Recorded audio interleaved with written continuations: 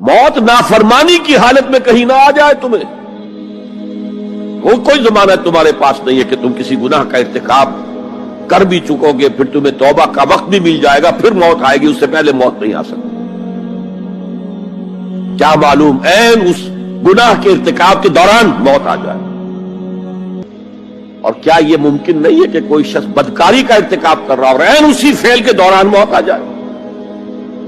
اچھا, اب اگر آپ نے طے کر دیا نہیں مروں گا مگر حالت فرما برداری میں, اس کی ایک ہی شکل ہے, کوئی لمحہ بھی نافرمانی میں بسر نہ ہو, مبادا اسی لمحے موت آ جائے. ہر لمحے کا پہرا دیجئے, ہر ساعت کی پوری حفاظت کیجئے, کہیں نافرمانی کا کوئی ارتکاب نہ ہو اور عین اس حالت میں کہیں موت نہ آ جائے. میں وہ حدیث آپ کو سنا چکا ہوں, لا یزنی الزانی حین یزنی وہو مومن. کوئی زانی حالت ایمان میں زنا نہیں کرتا, جب وہ زنا کر رہا ہوتا ایمان اس کے دل سے نکل کر اوپر سر پر منڈلاتا رہتا. کوئی چور حالت ایمان میں چوری نہیں کرتا, ولا یسرق السارق حین یسرق وہو مومن. کوئی شرابی حالت ایمان میں شراب نہیں پی سکتا, ولا یشرب الخمر حین یشرب وہو مومن. اگر ایمان بھی ہو دل میں اور یہ حرکات بھی ہو رہی ہو تو وہ ایمان 2 پیسے کا نہیں, 2 ٹکے کا نہیں. کیا اس ایمان کی قیمت ہے, کیا قدر و قیمت ہے اس کی؟ اب اگر عین اسی حالت کے اندر موت آ گئی تو یہ تو خلوع ایمان ہے, ایمان کا خالی ہو جانا ہے. یہ ہے وہ بات جو کہی گئی. اب یہ اسلام اور تقوی, ان دونوں کو یہاں نوٹ کر لیجئے. یا ایھا الذین آمنوا اتقوا اللہ حق تقاتہ ولا تموتن الا وانتم مسلمون. اے ایمان کے دعوے دارو, اللہ کا تقوی اختیار کرو جتنا کہ اس کے تقوی کا حق ہے, اور دیکھنا موت نہ آنے پائے مگر فرما برداری کی حالت.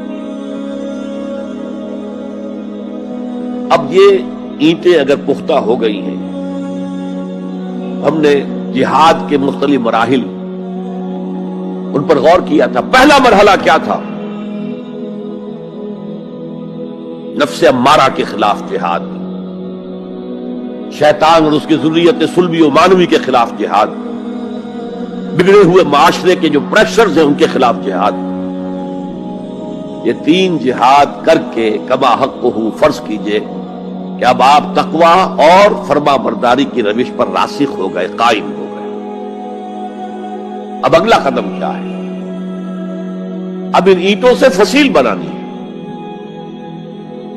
اینٹیں تو مضبوط ہو گئی, پوری طرح پک گئی, پختہ ہو گئی. وہ جو اقبال کہتا ہے کہ خام ہے جب تک تو ہے مٹی کا ایک انبار تو, اور پختہ ہو جائے تو ہے شمشیر بے زنہار تو. اور جس سے اکبر اللہ آبادی نے بھی کہا ہے, اس سے بھی بہتر انداز میں کہا ہے, تو خاک میں مل اور آگ میں جل, جب خشت بنے تب کام چلے.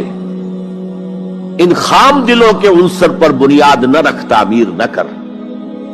اگر ساحل سمندر سے ریت لے کے گولا بنا لیں, وہ نم تو ہوتی ہے ریت, گولا بن جائے گا, پھر اسے شیشے پر بھی ماریں گے, شیشہ کھڑا رہے گا, ریت بکھر جائے گی.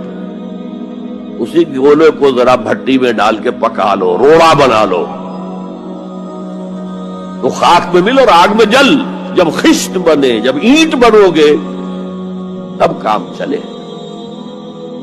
اب اگر اسے مارو گے تو کوئی نتیجہ تو برآمد ہوگا کہ نہیں. تو یہ پختہ افراد کی شخصیت کو پختہ کرنا. حضور نے پہلے افراد کو تیار کیا ہے. افراد کے ہاتھوں میں ہے اقوام کی تقدیر, ہر فرد ہے ملت کے مقدر کا ستارہ,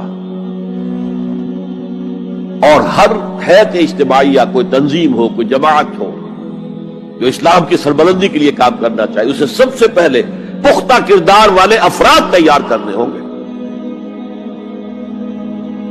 یا ایھا الذین آمنوا اتقوا اللہ حق تقاتہ ولا تموتن الا وانتم مسلمون.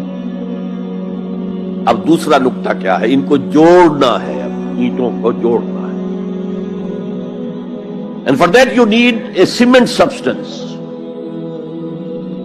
پچھلے زمانے میں چونا وغیرہ ہوتا تھا, چونے سے جوڑا جاتا تھا, آج کل سیمنٹ ہے.